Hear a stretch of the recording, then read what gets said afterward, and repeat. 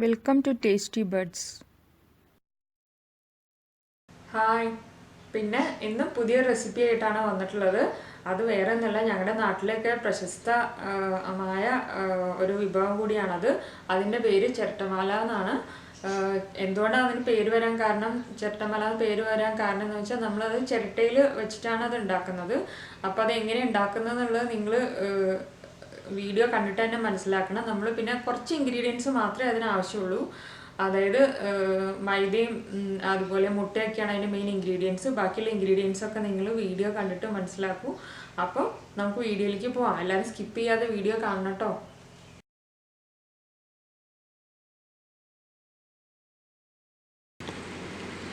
ഇന്ന് നമ്മൾ ഉണ്ടാക്കുന്ന ഒരു പുതിയ വിഭവമാണ് ചിരട്ടമാല എന്ന് പറയും. അതായത് ചിരട്ട യൂസ് ചെയ്തിട്ടാണ് അത് ഉണ്ടാക്കുന്നത്, അതിൻ്റെ ഷേപ്പ് ഉണ്ടാക്കുന്നത്.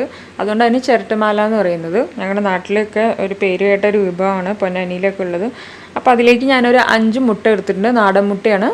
അപ്പോൾ ഞാൻ മിക്സിയുടെ ഇതിലേക്ക് പൊട്ടിച്ച് ഒഴിക്കട്ടെ.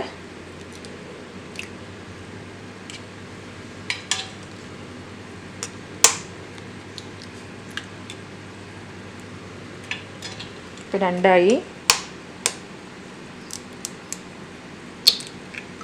ഇത് 3ാമത്തെ മുട്ടയായി.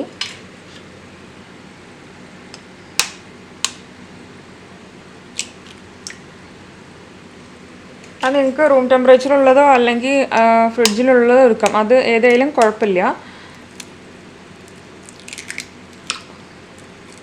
അപ്പോൾ 5 മുട്ട ഞാനിതിലേക്ക് ചേർത്ത് കൊടുത്തിട്ടുണ്ട്, നമ്മുടെ മിക്സിയുടെ ജാറിലേക്ക്.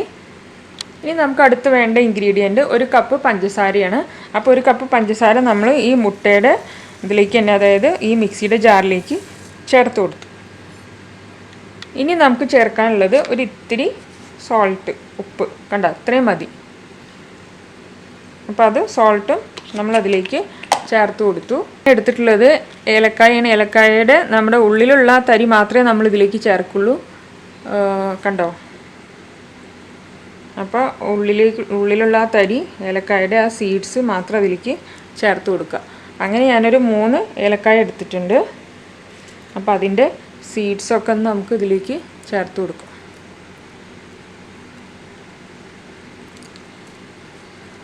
അത് നല്ല ഒരു ഫ്ലേവറിന് വേണ്ടിയിട്ടാണ് അത് ചേർത്ത് കൊടുക്കുന്നത്. അങ്ങനെ ബാക്കിയെല്ലാം കൂടി ഞാനിതിലേക്ക് ചേർത്ത് കൊടുത്തു. ഇനി നമുക്കിത് നന്നായി ബ്ലെൻഡ് ചെയ്ത് കൊണ്ടുവരണം. അപ്പോൾ ഞാനിത് ബ്ലെൻഡ് ചെയ്ത് കൊണ്ടുവരാം. അപ്പോൾ ഞാൻ മുട്ടയുടെ മിക്സ്ചർ ഞാൻ നന്നായി അടിച്ചെടുത്തിട്ടുണ്ട്. അത് ഞാനിതിലേക്ക് ഒഴിക്കുന്നുണ്ട്. ഇനി നമുക്ക് അടുത്ത് ആഡ് ചെയ്യേണ്ട ഇൻഗ്രീഡിയൻറ്റ് എന്താണെന്ന് നോക്കാം. ഇനി നമുക്ക് ആഡ് ചെയ്യാനുള്ളത് മൈദയാണ്. ഞാൻ ഏകദേശം 1 കപ്പ് മൈദ എടുത്തിട്ടുണ്ട്. ഇത് നമുക്ക് ഇതിലേക്ക് കുറേശ്ശെയായിട്ട് ആഡ് ചെയ്തിട്ട് നമ്മൾ മിക്സ് ചെയ്തെടുക്കണം. അപ്പോൾ ഞാൻ കുറേശ്ശെ ആഡ് ചെയ്യുന്നുണ്ട്. എന്നിട്ടിത് മിക്സ് ചെയ്ത് അതിനൊരു പ്രത്യേക കൺസിസ്റ്റൻസി വരാനുണ്ട്. അപ്പോൾ അത് ആയതിനു ശേഷം ഞാൻ കാണിച്ചു തരാം. നമ്മൾ കുറേശ്ശെ ഇട്ട് ആഡ് ചെയ്യാണ് നല്ലത്. അപ്പോൾ ഞാൻ കുറച്ചും കൂടി ഇതിലേക്ക് ആഡ് ചെയ്യുന്നുണ്ട്. എന്നിട്ട് നമുക്ക് ഇങ്ങനെ മിക്സ് ചെയ്ത് കൊടുക്കാം. അപ്പോൾ ഞാൻ ഇത് മിക്സ് ചെയ്തതിന് ശേഷം കാണിച്ചു തരാം. അപ്പോൾ നമ്മുടെ ബാറ്റർ കണ്ട ഏകദേശം ഇതേ കൺസിസ്റ്റൻസിയിലായിട്ടുണ്ട്. കണ്ടില്ലേ? അപ്പോൾ ഞാൻ ആ 1 കപ്പ് ഫുള്ള് ഇതിലേക്ക് ആഡ് ചെയ്ത് കൊടുത്തിട്ടുണ്ട്. കുറേശ്ശെ ആഡ് ചെയ്തിട്ട് നിങ്ങൾ മിക്സ് ചെയ്യണം നല്ലത്. അപ്പോൾ ഈ കൺസിസ്റ്റൻസിയിലായിട്ടുണ്ടെങ്കിൽ നമ്മുടെ കേക്കിനേക്കാളും കുറച്ചൊന്ന് ലൂസായിട്ട് വേണം കൺസിസ്റ്റൻസി വരാൻ, എന്നാലേ നമ്മുടെ ആ ചിരട്ടയിൽ നിന്ന് ഇങ്ങോട്ട് വീഴുകയുള്ളൂ. അപ്പോൾ നമുക്ക് ഇനി നെക്സ്റ്റ് പ്രൊസീജിയർ നോക്കാം. ഇനി നമ്മൾ എടുക്കേണ്ടത് ഒരു ചിരട്ടയാണ് എടുക്കേണ്ടത്. ചിരട്ടയുടെ ഇവിടെ 3 കണ്ണുണ്ടല്ലോ. അപ്പോൾ അതിൽ ഏതെങ്കിലും ഒരു ഭാഗം നമ്മൾ കത്തി കൊണ്ട് റിമൂവ് ചെയ്ത് കളയണം. അപ്പോൾ അവിടെ ഒരു ഓട്ടയൊക്കെ കിട്ടും. എന്നിട്ട് നമ്മൾ ഈ ചിരട്ടയിലേക്ക് നമ്മൾ ഈ മാവ് ഒഴിച്ചിട്ടാണ് ഇത് ചുറ്റിച്ചെടുക്കുന്നത്. അപ്പോൾ ആ പ്രൊസീജിയർ നമുക്ക് കാണാം. നമ്മൾ നടുവിലത്തെ ഹോളിൽ നിന്ന് ആ വിരൽ വിട്ട് പതുക്കെ ഇത് വരാൻ വേണ്ടി വെയിറ്റ് ചെയ്യുക. ഇങ്ങനെയുണ്ടോ? എന്നിട്ട് ഇങ്ങനെ ചുറ്റിച്ച് കൊടുക്കുക.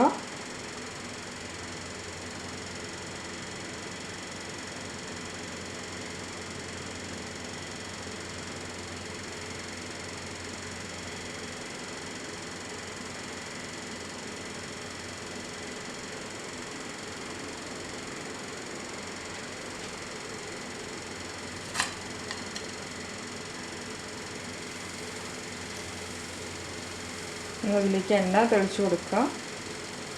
കാരണം നമ്മുടെ തവിയിൽ ഇരിക്കാതിരിക്കാൻ വേണ്ടിയിട്ടാണ് അത് അങ്ങനെ ചെയ്യുന്നത്. തിരിച്ചിട്ട് കൊടുക്കാം.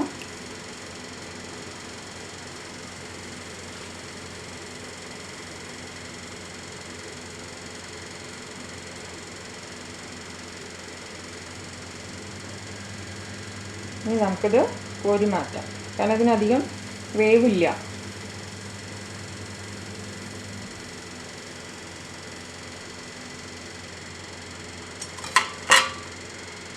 ഇനി നമുക്ക് അടുത്തത് ഒഴിച്ചു കൊടുക്കാം. അതുപോലെ തന്നെ കൈ ആ ഓട്ടയിൽ നിന്ന് എടുത്ത് മാറ്റി പതുക്കെ ഇങ്ങനെ വെച്ച് ഇങ്ങനെ ചുറ്റിച്ച് കൊടുക്കുക. നിങ്ങൾക്ക് അറിയാൻ വേണ്ടിയിട്ടാണ് ഞാൻ വീണ്ടും ഇത് കാണിക്കുന്നത് കേട്ടോ, നമുക്ക് കാണാൻ വേണ്ടിയിട്ട്.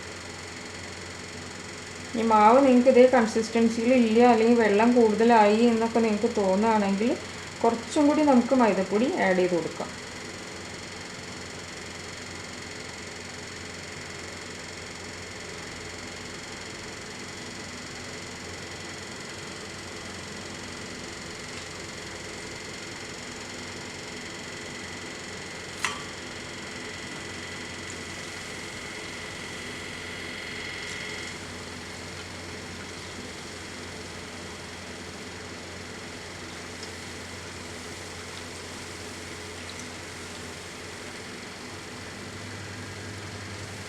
വേഗം തിരിച്ചിട്ട് കൊടുക്കണം, അധികം നേരം വെക്കരുത്.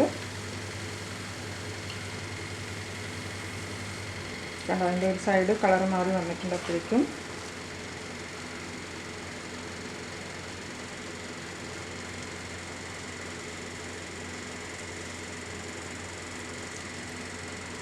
നമുക്കിത് ഏതൊരു പാത്രത്തിലേക്ക് മാറ്റാം, സ്ട്രെയിനറിലേക്ക് മാറ്റാം.